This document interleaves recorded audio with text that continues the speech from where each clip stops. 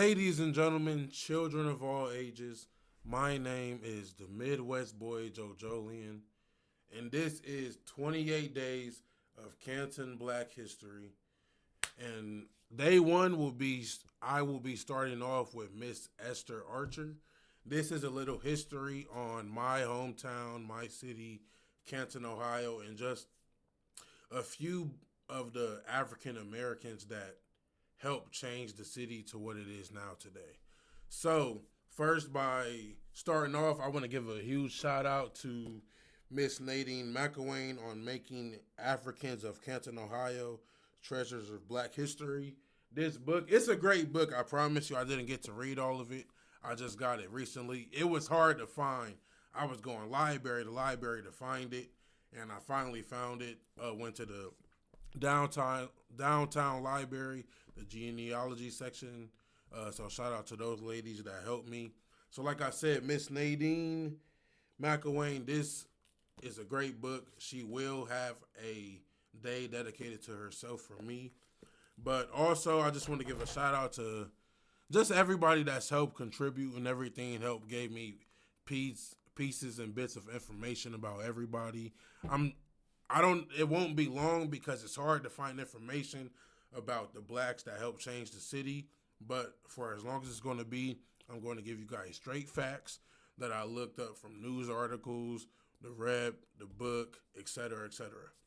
So enough of me talking. Day one, Miss Esther Archer. So right here, let me just adjust this. We have a few photos of Miss Esther Archer throughout the years. As you can see, this one right here, you know, I don't know what to call this. I guess a headpiece. Her hair looked good. She's a very beautiful woman, as you can see throughout the years. And Mr. Esther Archer, I would definitely have to say that, no disrespect. This is from, I want to say, about 1945 when she was at Atlanta University, which is now known as Atlanta Clark. Excuse me if I'm wrong. I'm not familiar. But it's a historic black college. It's one of the best out there. And this is Miss Esther Archer when she was receiving an award at the Martin Luther King Memorial Celebration that they do every Martin Luther King Day down there at the Southeast Community Center. Shout out to the Southeast Community Center. Always been doing that since then. Even now, I haven't been in a while since I was a kid. I should have went this time with my grandma. I will make that next year. I will make that a goal next year to do. We have her right here. I don't know when this is from, but like I said, a very beautiful lady. That blouse is nice. The flowers and stuff. You don't see, she got some style too. You see, she be in that drip. And this is her in her older years, as you can see. I don't know what type of book that is. Looks like a good book. She got the necklace, she got the earrings, she in that sauce, as we would say now. But yes, this is the late great Miss Esther Archer, one of the pioneers, the ladies that really helped change the city. And I am very glad to be able to do this for you guys at YouTube, Facebook, everywhere, the whole world. This is Canton, Ohio, Miss Esther Archer. So, we will start off with the facts. Of course, we always have to start off with the facts and everything. So, Miss Esther Archer was born November 13th, 1906 in Wedowee, Alabama. And that's where I'm going to say, excuse me if I pronounce anything wrong. I'm not familiar. I'll say Wedowee. Yes. She was a 14-year-old orphan that moved to Canton, Ohio with her brother and grandma in 1920. She was the first black woman elected not only in Canton to a court, but in Ohio elected to the municipal court in 1948. That's a huge milestone. I feel like they should have a statue for that down there in Columbus in the nation's capital for Miss Esther Archer. But who am I? She was the very first black woman hired by the Timken Company. I think it was called the Timken Roller Bearing Company. Back then, of course, name changes and everything. She worked 26 years before she retired, and then that's when she got into, excuse me, the uh, the Congress work. She graduated from Atlanta University, like I said. That was now known as Atlanta Clark University, National Historic HBCU. That picture, that's from her graduation class. Shout out to Miss Esther.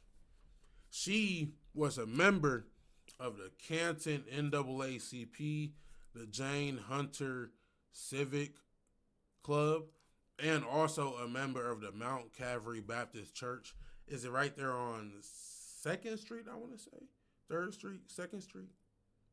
In between those, Mount Calvary Baptist Church, one of the great churches. You know, I go to People's Baptist. Shout out to Pastor Arrington. Y'all might have to pop out for real.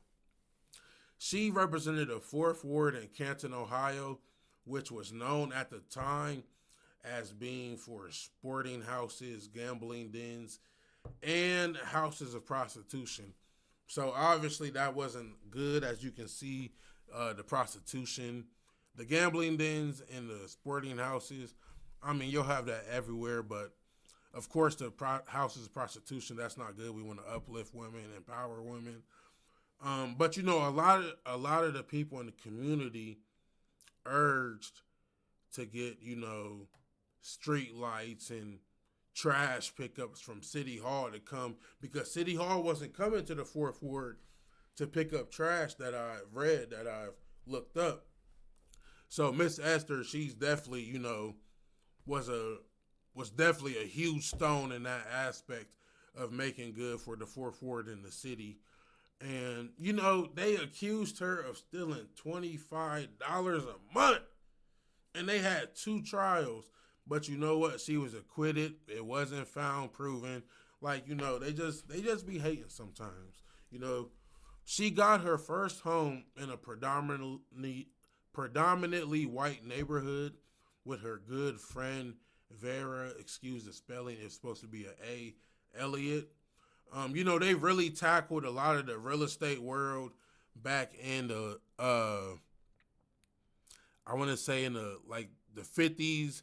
I want to say, you know, like, it wasn't a lot of black people living with the white population.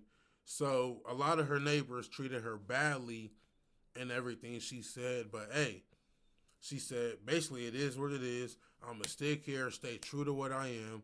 I'm going to change this city. She received her own real estate license and made it possible for more blacks to own homes in that day and even now. So, you know, like I said, in the real estate world, she just kept going, because no matter what, she wasn't going to let those people get her down. She had a bigger goal in mind. That's also, you can also take some inspiration. Excuse me while I take a sip of water. That spring water good for you. I'm telling you that. That'll really get the soul going. But like I was saying, she really, you know, is an inspirational figure when you really think about it, because she didn't have to stay there. She could have left and been like, okay, I don't like it here. I don't want to try to do this, change the city anymore. But no. So look at that in your life. Sometimes you got to take the negative, but you still got to push through the positive, because that storm is not going to last forever. The sunshine is coming. So, like I said, she had got her real estate license, made it easier for blacks to buy homes. The 3rd Street Bridge and the street is named after her in Canton, Ohio. So if you ever come to Canton, Ohio to visit the Hall of Fame, just pop out to 3rd Street Bridge. Just drive over it, see what's named after her. She was a hard-working mother of 4 at the Timken Company. So she was putting in long hours, breaking barriers, and fighting racism and gender equality and everything, and coming home and raising 4 children. She also had a husband, so shout out to him. I'm not familiar with his work, but motherhood is hard from what I've seen. My sisters, um, some of the women around the city, y'all really be doing y'all things. So stay strong, moms. We love you. We will try to support you more as we can. We got some things coming in the future. We got Kids Fun Day. We're gonna give back free supply for the kids. Y'all don't have to buy no book bags, school supplies. We're gonna have food, games, prizes, all that good stuff. A dunk tank. Yes, y'all will have the chance to dunk me. I think it's August 16th. Trying to do it like the week before school. Give the kids that one little A. Get all your energy out because school time, y'all better lock in. And last but not least, with the facts, she was a McKinley High School graduate. Go Dogs. So I wonder if they beat Maslin when she was there. Probably. And she also had a quote that she would often say, and this is, "You had to fight to get in there. After you got in there, you had to fight to stay." That's really powerful, and that's relating to the real estate work because, like I said, she had to fight the racism, the equality, the terrible neighbors, and everything. But just once you get in there, that ain't it. That ain't it. The job ain't finished. Like Kobe said, the job ain't finished. You got more to go. You got to keep on fighting until you out the game. So that is all I want to say about Miss Esther Archer. Like I said, one of the pioneers in the city, not just for women, but just overall for blacks, for the city of Canton in general, not even no race. Miss Esther Archer. This is not everybody. Please, I know I missed a lot of people. This is just a few people. This is Canton Black History, ladies and gentlemen. This is the Hall of Fame. I'll have more names. I'm definitely going to have more names, more pictures up there. But as you can see, these are all the great people from Canton, Ohio. No, they don't even have to be from Canton, Ohio. They can they're just great blacks that just made Canton their home, their Stapleton, and changed the city. So, ladies and gentlemen, that is all I have for you today. This was the first day of Canton Black History, Miss Esther Archer, as you can see right here.